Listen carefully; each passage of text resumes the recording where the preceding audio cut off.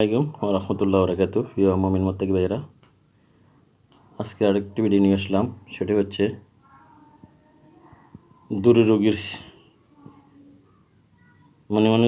দূরে রোগীর জিনকে বন্দি করার কৌশল। মনে করেন আপনি আছেন এখানে, রোগী আছে আমেরিকায়, লন্ডনে। ওখান থেকে আপনি কল করছে যে ভাই আমরা এই রোগীর এই আচরণ করতেছে জিনের ধরার মতো। এখন আপনি কী করবেন? তাৎক্ষণিক কোনো কিছু পাচ্ছেন না, কাজ করার মতো সুযোগ নাই। তো ওই মুহূর্তে আপনি জিনটাকে বন্দি করে দিতে পারবেন আপাতত জন্য, আর পরে কাজ করলেন। তো কী করবেন? আপনি ওনারা বলবেন যে আমি 10 মিনিট পরে ফোন দিচ্ছি, আপনি কাজ করতেছি, আপনার একটু 10 মিনিট অপেক্ষা করেন। এরপর আপনি আল্লাহর কাছে নিয়ত করবেন, অজু টুজু করে 2 রাকাত নফল নামাজ পড়ে আল্লাহর কাছে নিয়ত করবেন। নিয়ত করার পরে দুরূদ শরীফ পাঠ করবেন, একাধিক অনেকগুলো দুরূদ শরীফ পাঠ করবেন। দুরূদে সাইফুল্লাহ পাঠ করবেন, দুরূদে পারলে তাজ পাঠ করবেন। পাঠ করার পরে আয়াতুল কুরসি পাঠ করে নেবেন 3 বার, একবার সেলগা পাঠ করে নেবেন। ফাইনালে আপনার সূরা তারিকের শেষতে নিয়ত পাঠ করবেন। মানে আপনার মনে করেন ডাইনাত, এই যে আপনার ডাইন হাতের তালুতে বাম হাতের 7 হাত আঙ্গুল দিয়া এইভাবে ঘুরে থাকবেন এইভাবে। মানে এইখান থেকে হাতের ডাইন হাতের যেই তালুর মধ্যে ধরলেন, 7 হাত আঙ্গুল দিলেন।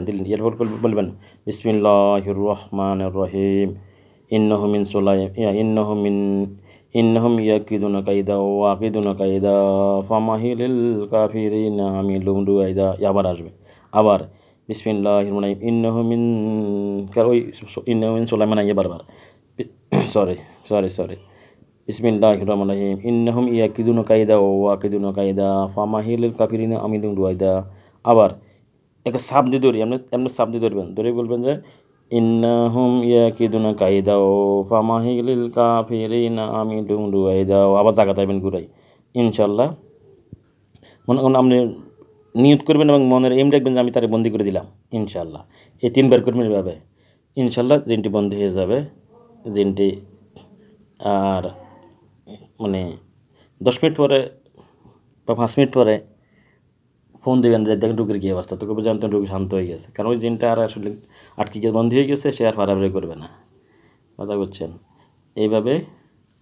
তবে এটা যথেষ্ট রুণী শক্তি হলো লোক লাগবে, যাদের রুণী শক্তি আছে বেশি, সবসময় আল্লাহ জিকির করে, সবসময় আল্লাহকে স্মরণ রাখে এবং মানুষের ক্ষতি করে না, অন্যের হক খায় না। মানে কারো উপরে জুলুম করি, কারো হক খায় না, জুলুম করে না, এবং 5 ওয়াক্ত নামাজ আদায় করে, হালাল হারাম বেঁচে চলে, মিথ্যা কথা বলে না, ফরজগারা জীবনযাপন করে। এক কথায় অন্যের কোনো ক্ষতি করে না, কারো মনে কষ্ট যাক এমন কোনো কাজ করে না। ঠিক ওই লোকেই এই কাজগুলো করলে আল্লাহ কবুল করে সাথে সাথে, ইনশাআল্লাহ। ওমা তৌফিক ইল্লা বিল্লাহ।